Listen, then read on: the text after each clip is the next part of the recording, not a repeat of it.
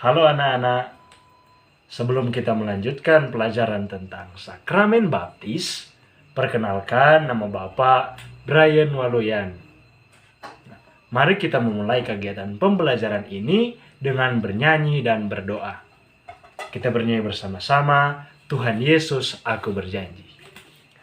Tuhan Yesus, aku berjanji, jadi sahabat yang setia, rajin berdoa, baca Alkitab, rela berkurban beramal, akal iblis akan kulawan, firman Tuhan aku wartakan, mulai kini sampai selamanya, tetap setia pantang mundur. Mari kita satu dalam doa. Semua kunci tangan, ambil sikap berdoa yang baik. Dalam nama Bapa dan Putra dan Roh Kudus. Amin. Tuhan Yesus yang baik, saat ini kita akan belajar tentang sakramen baptis. Berilah rahmat-Mu kepada kami semua, anak-anak-Mu, agar segala perhatian kami tertuju pada pelajaran yang akan diberikan. Inilah yang menjadi doa kami dengan pengantaran Kristus Tuhan kami. Amin. Dalam nama Bapa dan Putra dan Roh Kudus. Amin. Mari kita masuk dalam materi pembelajaran kita. Mari kita dengarkan cerita tentang Yesus yang dibaptis di Sungai Yordan. Yesus dibaptis di Sungai Yordan. Pada waktu itu, Yesus berusia kira-kira 30 tahun. Yosef ayahnya sudah meninggal. Yesus tinggal bersama ibunya di Nazaret. Nazaret terkenal sebagai wilayah yang miskin dan tak berarti. Pada suatu hari, Yesus meninggalkan Nazaret dan ia pergi ke Sungai Yordan, tempat Yohanes Pembaptis berkhotbah dan membaptis orang yang bertobat. Ketika Yesus datang, berkatalah Yohanes, "Akulah yang perlu engkau baptis. Mengapa justru engkau yang datang kepadaku?" Jawab Yesus, "Biarlah hal itu terjadi." Setelah itu, Yesus turun ke sungai dan dibaptis. Pada saat itu, langit terbuka, dan turunlah Roh Kudus dalam rupa burung merpati ke atasnya. Lalu terdengarlah suara dari surga, "Inilah anak yang kukasihi, kepadanyalah aku berkenan." Demikianlah pada hari itu, Yesus dilantik menjadi Putra Allah sebagai Raja semesta alam. Dialah yang menyelamatkan kita. Ia rendah hati, maka ia membiarkan dirinya dibaptis oleh Yohanes. Nah, sekarang Bapak mau bertanya kepada anak-anak semua, siapa yang membaptis Yesus? Silahkan jawab. Ada yang tahu siapa yang membaptis Yesus? Silahkan jawab dalam hati ataupun jawab di hadapan ayah atau ibu. Pertanyaan yang kedua, di mana tempat Yesus dibaptis? Jawab juga dengan di hadapan ibu atau ayah. Yang ketiga, mengapa Yesus mau dibaptis?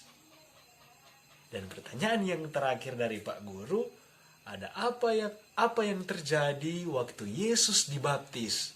Apakah yang terjadi ketika Tuhan Yesus masuk ke dalam air untuk dibaptis? Apa hal yang terjadi saat itu?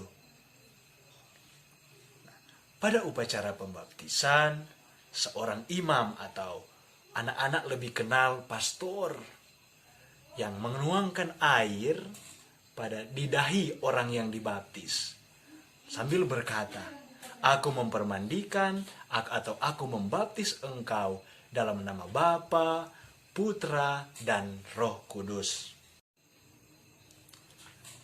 pada upacara pembaptisan, seorang imam atau anak-anak sering kenal pastor, yang anak-anak Jepange, pastor, pastor. Nah, itu imam, pastor.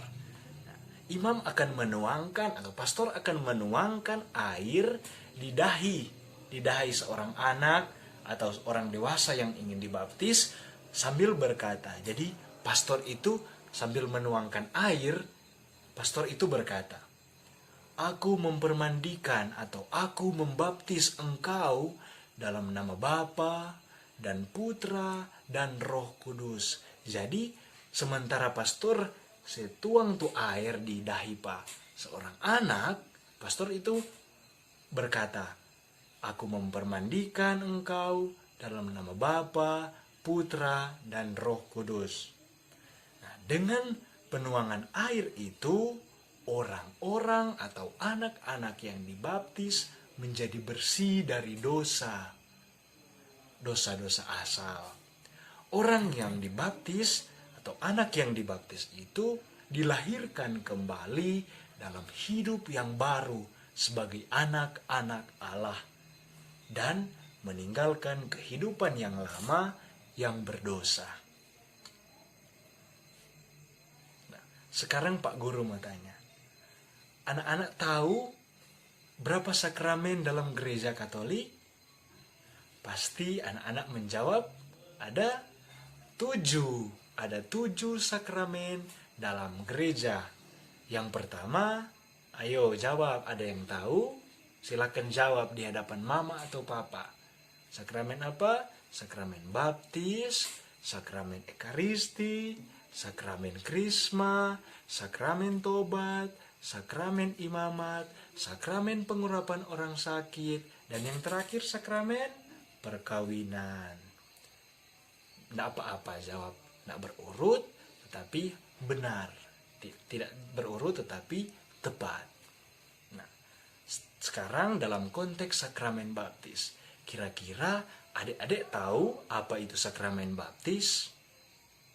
Sakramen baptis adalah sakramen yang pertama kali diterima bagi orang yang menjadi anggota gereja atau pengikut Kristus.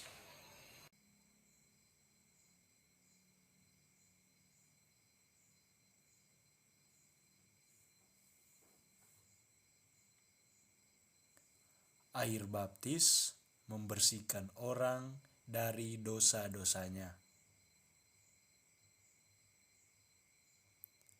Lilin bernyala, dengan dibaptis kita menerima terang Kristus.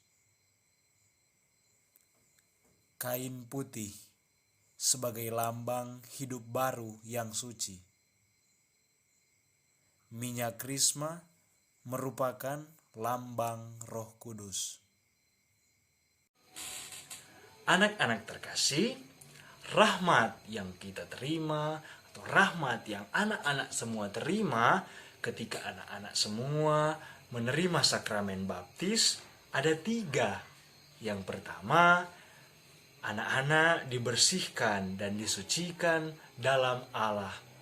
Yang kedua, anak-anak atau orang dewasa dipersatukan dengan Kristus.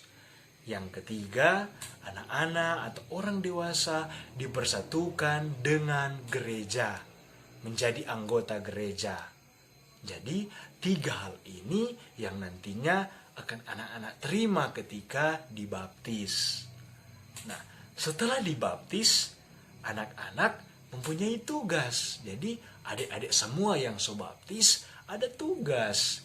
Tugasnya seperti contoh, yang pertama, selalu hidup baik dan dengar-dengaran Pak Tuhan, dengar-dengaran Pak Mama Papa, dengar-dengaran Pak Bapak Ibu guru di sekolah.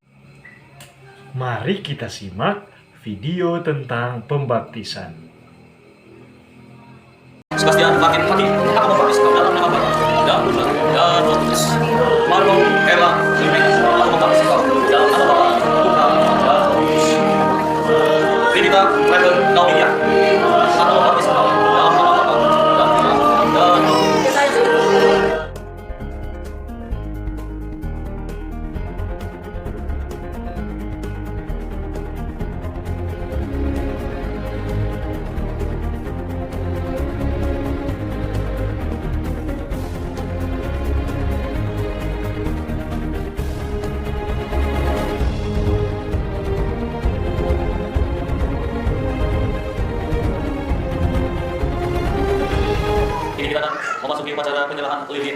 bernyata.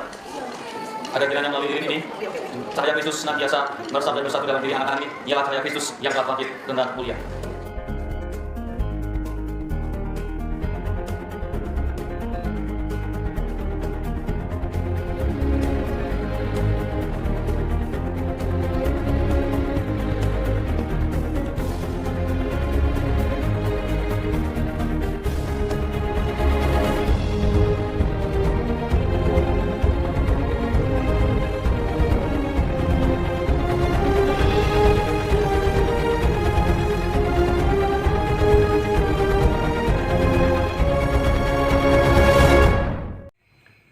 Dari video tadi, anak-anak boleh lihat bagaimana upacara pembaptisan yang dilakukan oleh seorang imam atau pastor.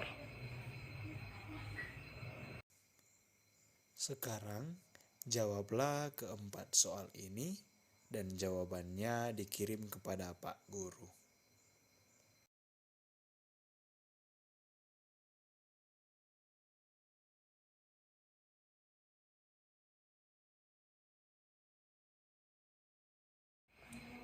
Anak-anak semua, mengakhiri kegiatan pembelajaran kita pada kesempatan ini, mari kita satu dalam doa penutup.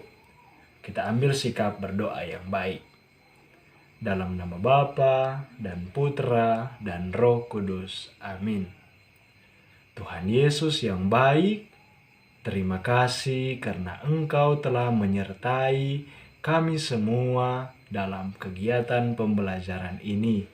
Kiranya apa yang telah kami terima bisa kami praktekkan dalam kehidupan kami sehari-hari, baik di sekolah maupun di keluarga. Inilah yang menjadi doa kami dengan pengantaran Kristus Tuhan kami. Amin. Dalam nama Bapa dan Putra dan Roh Kudus. Amin. Demikianlah pembelajaran kita pada kesempatan ini. Sampai jumpa di pelajaran selanjutnya.